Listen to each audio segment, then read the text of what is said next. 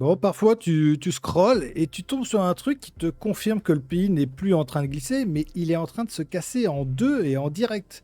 Donc là, j'ai deux vidéos qui passent en ce moment, donc deux vidéos courtes, pas des grands discours de plateau, juste des morceaux de réalité brute.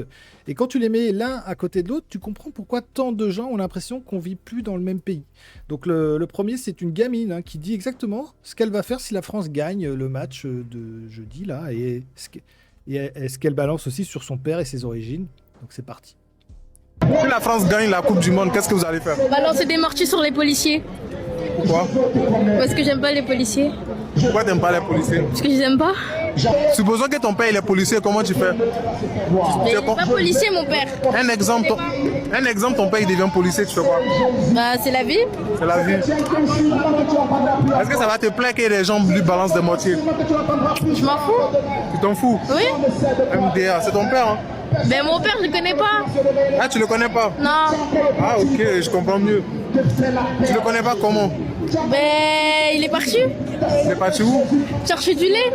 Il n'est pas revenu. Non, il est pas revenu. De quelle origine? Algérienne, tunisienne, congolaise. Et toi, qu'est-ce que tu vas faire si la France gagne la... Donc là, vous avez bien entendu, hein, pas de filtre, pas de nuance, pas de c'est à cause du chômage. C'est direct, on va jeter des mortiers sur les policiers. Et après, le refrain connu, c'est mon père, hein, je le connais pas, il est parti chercher du lait, je suis d'origine congolaise, tunisienne, algérienne.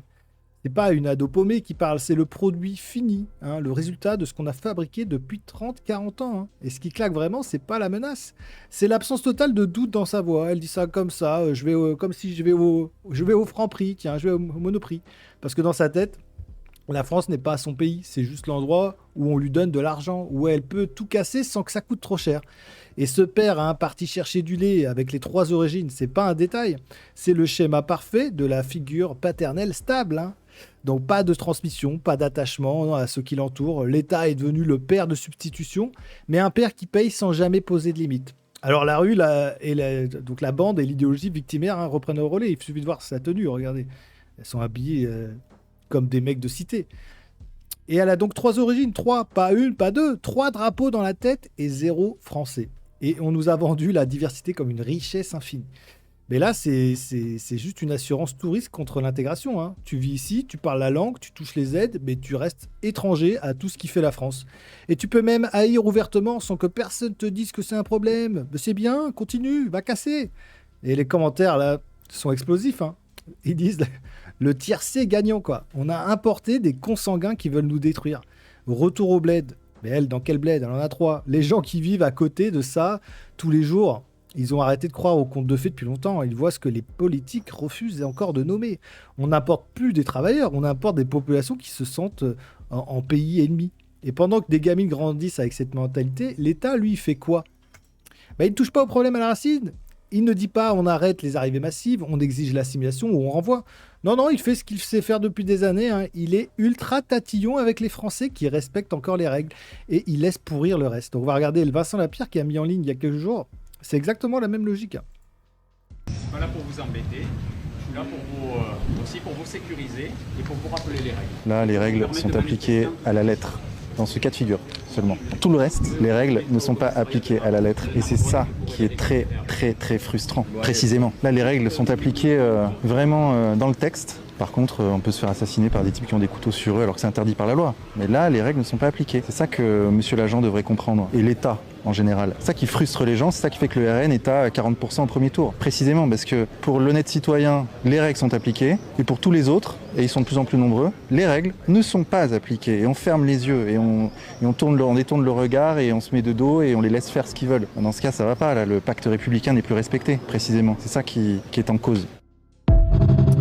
Et oui, donc c'est ça le vrai visage. L'État n'a aucun contrôle sur les célébrations du PSG qui tournent au chaos dans Paris. Mais quand tu fais un hommage tranquille à un type qui s'appelle Louis, là, d'un coup, tout le monde devient précis. Hein. Tout le monde est sur le terrain, tout le monde contrôle. Fort avec les faibles, faible avec les forts.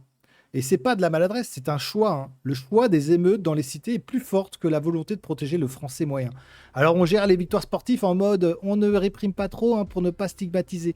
Et on compense en étant chiant avec ceux qui payent leurs impôts et qui osent encore dire que ça ne va pas.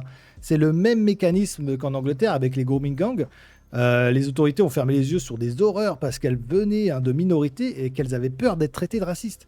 Ici, c'est en version un peu plus soft, hein, on sacrifie la cohésion du pays pour ne pas faire de vagues. Et le plus pervers, c'est que la gamine de la première vidéo sent parfaitement cette faiblesse. Hein. Elle sait que le système a plus peur d'elle que l'inverse. Donc elle peut menacer de mortier si la France gagne. Elle peut tout casser et au pire, elle aura quoi? Un stage de citoyenneté? Pendant que les Français qui rouspètent se prennent des PV ou des convocations pour incitation à la haine. Donc c'est le double standard qui ne fait pas que frustrer. Il tue la légitimité même de l'État. Hein. Quand les gens voient que les règles ne sont plus les mêmes selon qui tu es, ils arrêtent de croire au contrat. Ils se disent pourquoi je respecterais un système qui ne me protège pas et qui protège ceux qui me haïssent. Et c'est comme ça que le pays se fissure de l'intérieur. Pas avec un grand soir révolutionnaire, petit à petit, par accumulation de lâcheté et de mensonges. Et ce qui est dingue, c'est que tout est filmé, posté, archivé. Hein. Plus personne ne peut dire on ne savait pas. Les preuves sont dans nos poches tous les jours. Mais les élites continuent à gérer ça comme un problème de communication. Il faut mieux expliquer le vivre ensemble. Oui, sauf que le vivre ensemble, la gamine de la vidéo, elle l'a très bien compris. C'est toi, hein, tu vis ici, mais c'est nous qui décidons comment ça se passe.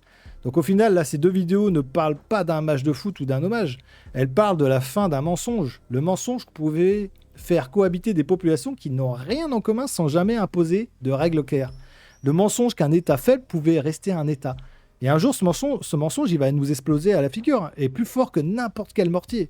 Et à ce moment-là, il n'y aura plus de « on ne savait pas hein, », juste des comptes à rendre. Donc restez lucides, prenez soin de vous, je vous dis à la prochaine, ciao.